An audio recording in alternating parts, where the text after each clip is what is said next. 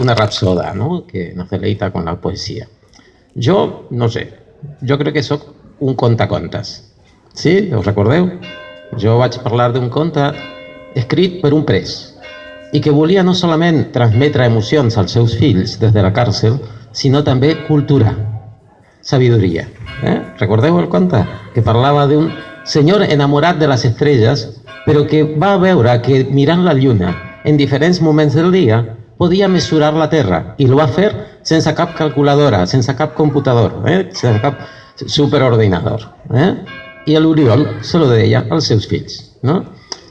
I ara jo llegiré lo que en el futur quizás sigui una poesia, la poesia del poble, ¿sí? Del poble de Calella.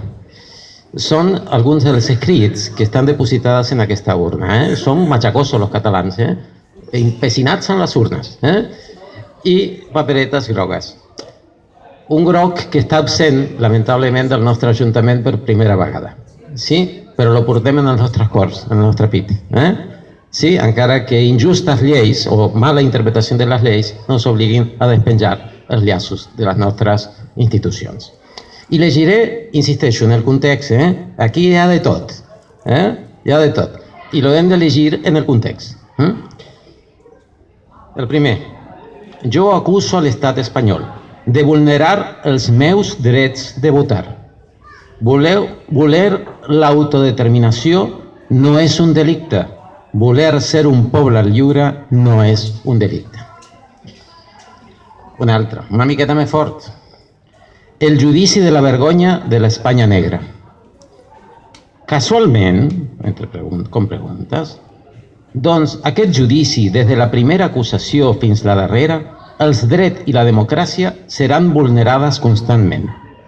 Perquè avui, dia 12 de febrer del 2019, que l'aforament de la sala era per sorteig, no ha estat possible, doncs, i la gent de Vox era qui decidia qui entrava i qui no.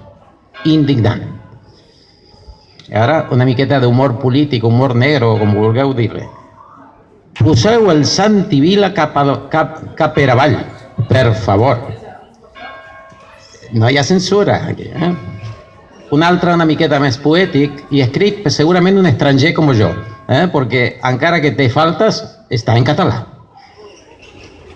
Amigues i amics, una vegada més estem aquí, a la plaça, la nostra plaça, que sempre ho serà. A una nit de primavera, el primer divendres de primavera. Una setmana més de judici, un judici que ens interpel·la. Ho és a les nostres llibertats. Defensem-les, alcem la veu, us jutgen a nosaltres. I l'últim, més que oportú, per al dia d'avui. Crespons negres a les façanes, senyeres i balcons. Quan comencem? Ja toca. La democràcia ha mort a Catalunya. Res més. Gràcies. Gràcies, Òscar. Amb tres dones com les que hem tingut avui aquí, la Teresa, la Maria i la Núria, això no pot fallar, això ho tirarem endavant. I gràcies a vosaltres per venir cada divendres i recordem, en portem 8 de seguits. Gràcies per venir i fins divendres que ve.